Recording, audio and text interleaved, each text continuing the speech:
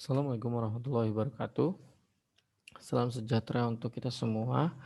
Semoga kalian dalam keadaan sehat-sehat selalu di sana. Kali ini saya akan menjelaskan tentang korelasi sederhana. Sebagai informasi, sebetulnya materi yang di minggu ketiga ini bukan korelasi gitu ya. Jadi, tetapi saya coba majukan materi korelasi dan regresi karena agar materi-materi saya dapat jelaskan dahulu gitu ya. Jadi nanti akan kita latihannya dikumpulkan di satu waktu, gitu. Nah, jadi, eee, informasi kedua itu yang pertama. Informasi kedua, saya mau sampaikan bahwa link absen, itu ada sedikit yang berbeda gitu, sedikit saya edit, di mana itu adalah kalian harus melampirkan, screenshot hasil pengerjaan tugas di Ellen gitu ya. Jadi teman-teman harus melampirkan itu gitu ya, untuk dapat absen ya. Oke, jadi di korelasi sederhana ini apa yang akan dipelajari secara garis besar, sebenarnya korelasi itu adalah suatu metode untuk mengetahui seberapa besar hubungan yang terjadi, antara satu variabel atau variabel lain. Jadi variabel itu adalah suatu hal yang, menjadi, apa namanya, eee, variabel datanya gitu ya. Jadi misalkan kalian mau mengukur, tingkat, kepuasan pelanggan gitu ya. Nah, pertama yang kalian cari adalah pertama, seberapa tinggi kepuasan dari orang yang memakai aplikasi tersebut gitu ya. Atau misalkan kalian mau lihat dari, tingkat positif atau tingkat perkembangan dari, COVID-19 yang ada di Indonesia gitu ya. Nah, variabelnya apa saja? Mungkin variabelnya bisa kasus positif per hari, dan juga kasus negatif per hari, atau kasus yang sembuh yang per hari, dan kasus meninggal per hari gitu ya. Itu variabel-variabel yang terjadi, seperti itu. Nah, di korelasi inilah kita mau melihat hubungan antara variabel-variabel tersebut. Misalkan hubungan antara variabel positif dengan variabel, eee, yang sembuh itu bagaimana, seberapa gitu. Nah, di sini ada indikatornya, ada nilainya, seperti itu ya.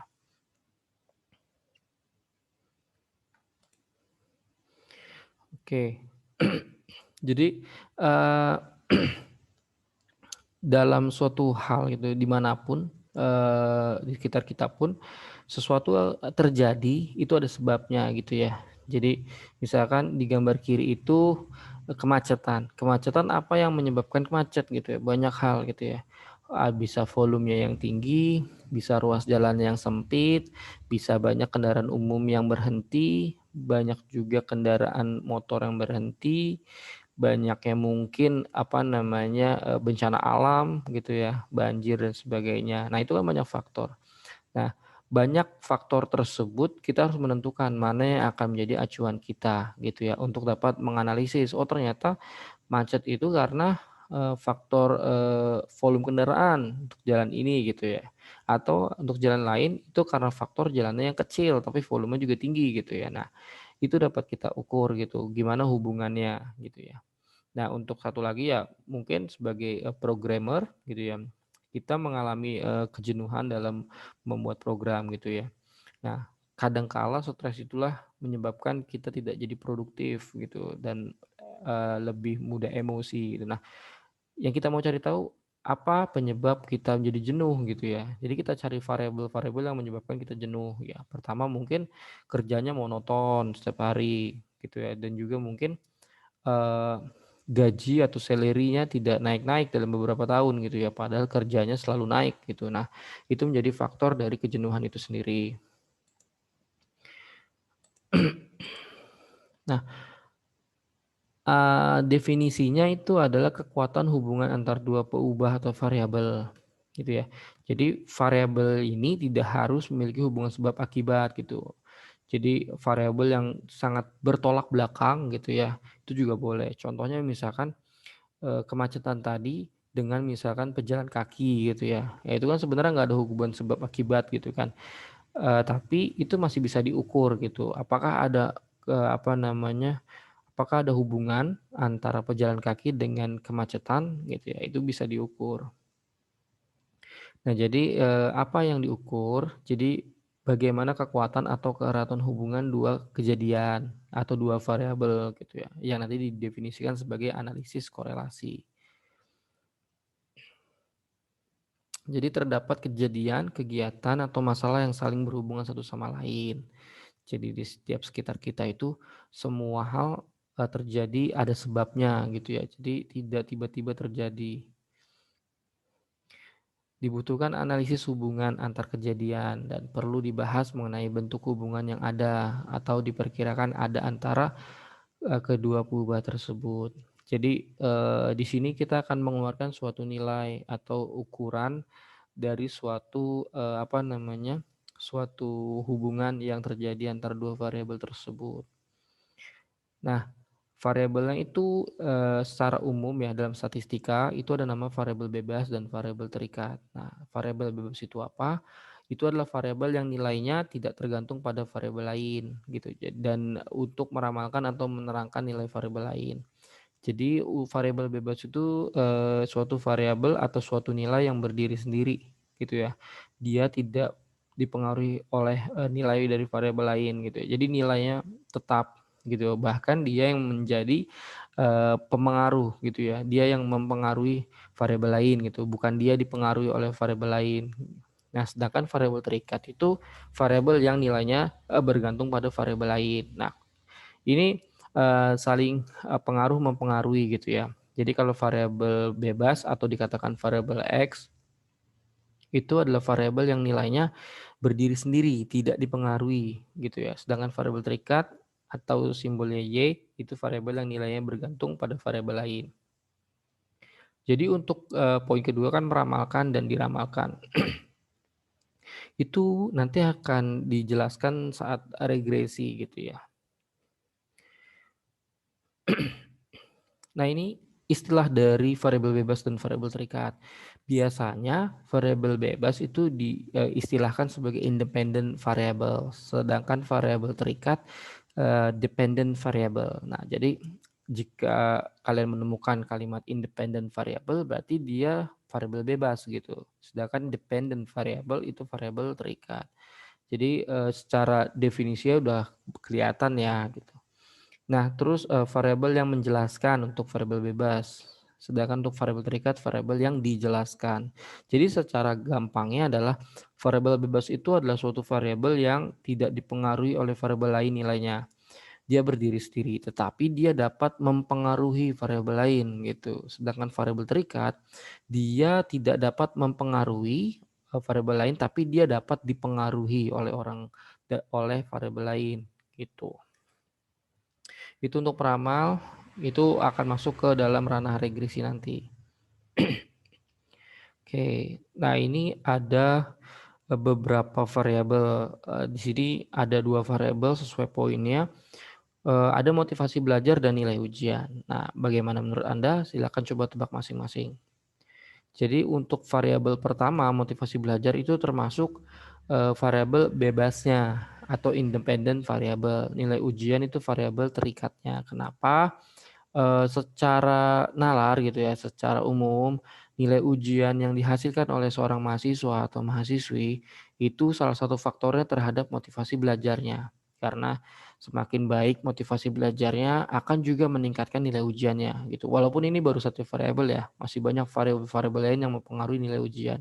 Tetapi secara dasar atau secara umum nilai ujian itu dipengaruhi oleh motivasi belajar gitu. Nah, yang kedua, hasil produksi itu adalah, variabel terikat, sedangkan intensitas pemberian pupuk itu variabel bebasnya. Nah, maksudnya hasil produksi itu, signifikan dipengaruhi oleh intensitas pemberian pupuk gitu ya. Jadi kalau pemberian pupuknya diberikan sering, maka hasil produksinya juga akan cepat, akan bagus, akan sehat gitu. Sedangkan kalau intensitasnya diberikannya jarang gitu atau bahkan, tidak dikasih gitu ya, maka hasil produksinya bisa jadi menurun, jadi kualitasnya jelek dan tidak segar seperti itu. Nah, ini ada beberapa, nanti kalian coba jawab sendiri ya. Mana yang variabel terikat, mana variabel yang bebasnya. Terus jenis dari analisis korelasi. Jadi korelasi itu ada 4 jenisnya. Jadi pertama korelasi positif, korelasi negatif, tidak ada korelasi, dan korelasi sempurna. Ini masing-masing memiliki analisis yang sesuai dengan judulnya gitu. Korelasi positif berarti maksudnya adalah bahwa korelasi ini berhubungan saling linier gitu. Linier, misalkan variabel X-nya naik, maka variabel Y-nya juga ikut naik gitu ya. Contohnya apa? Ya tadi motivasi belajar gitu ya. Motivasi belajarnya tinggi, maka kemungkinan hasil belajarnya atau hasil ujiannya itu jadi bagus gitu.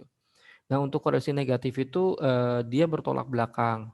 Jadi jika variabel X-nya itu naik, maka variabel Y-nya itu turun. Sedangkan jika variabel X-nya turun, maka variabelnya Y-nya naik. Contohnya misalkan misalkan jumlah pengangguran gitu ya. Jumlah pengangguran sama lowongan pekerjaan gitu ya. Jadi jika penganggurannya itu banyak gitu atau terus naik, maka berarti lowongan pekerjaan yang tersedia itu menurun gitu. Jadi variabel satunya naik, variabel satunya lagi turun gitu. Tidak ada korelasi itu tidak ada hubungan. Nah, tidak ada korelasi ini kasus khusus gitu ya. Jadi jarang sekali ditemui, ya mungkin ada tapi jarang sekali gitu. Korelasi sempurna itu korelasi yang mutlak gitu ya. Jadi mereka pasti mempengaruhi. Nah, ini juga sangat jarang gitu ya. Jadi dua korelasi ini sangat jarang. Yang paling sering adalah korelasi positif dan korelasi negatif. Korelasi positif, nah tadi sudah saya jelaskan ya. Kalian nanti baca ulang aja gitu ya. Ini tidak ada korelasi dan korelasi sempurna.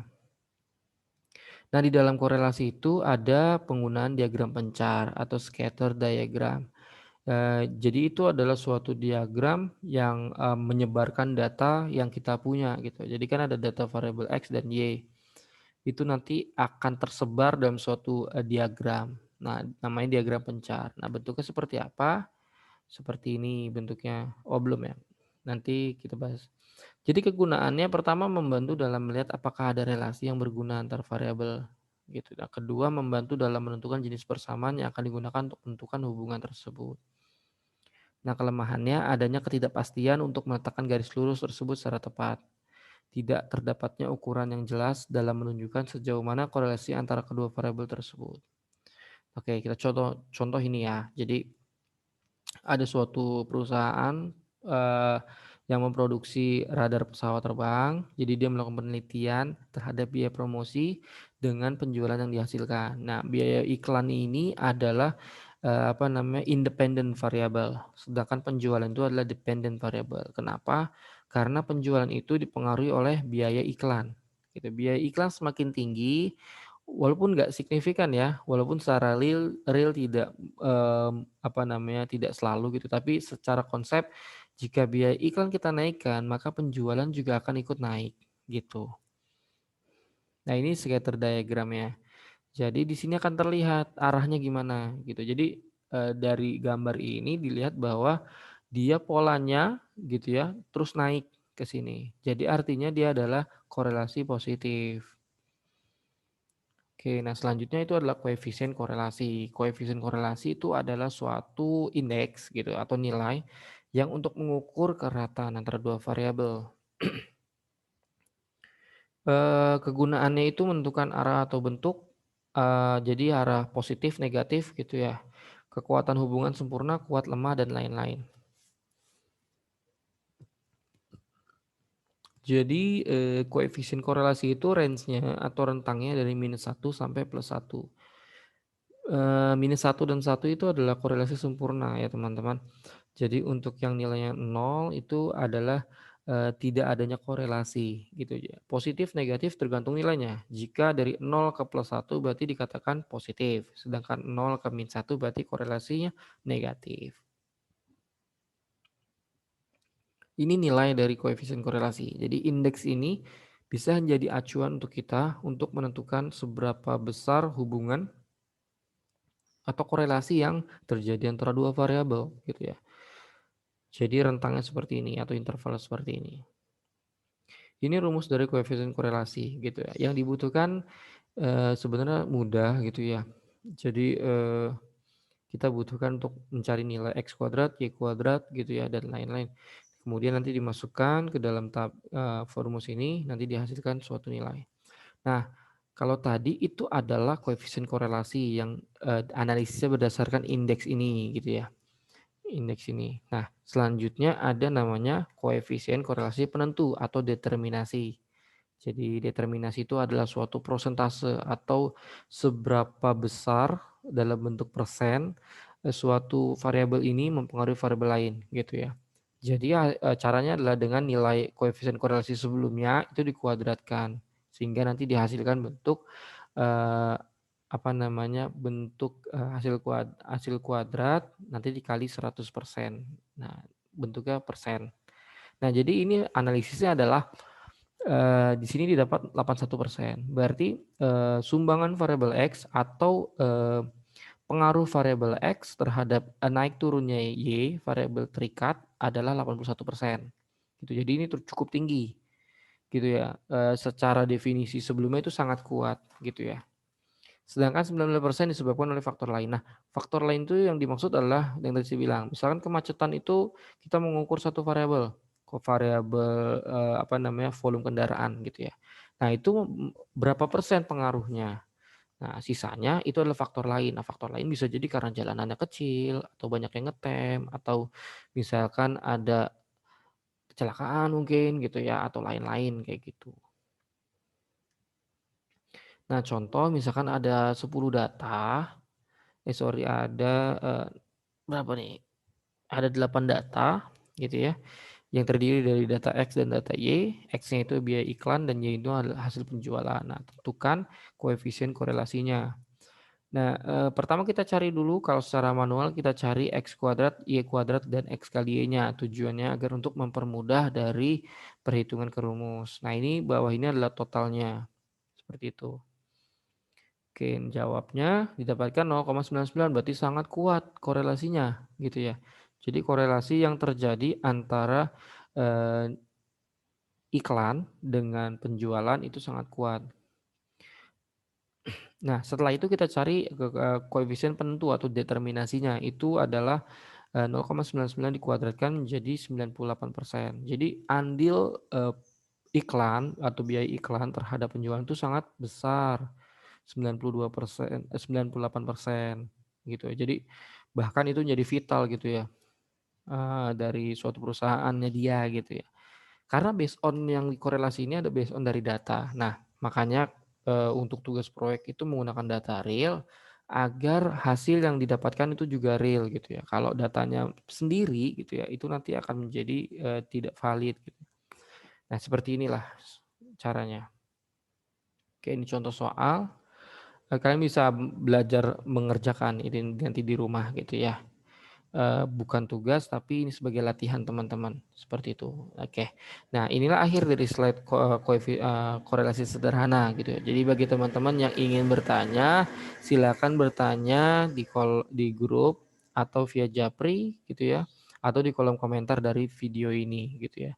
Jadi terima kasih, semoga bermanfaat. Ya, dari saya sampai jumpa. Assalamualaikum warahmatullahi wabarakatuh.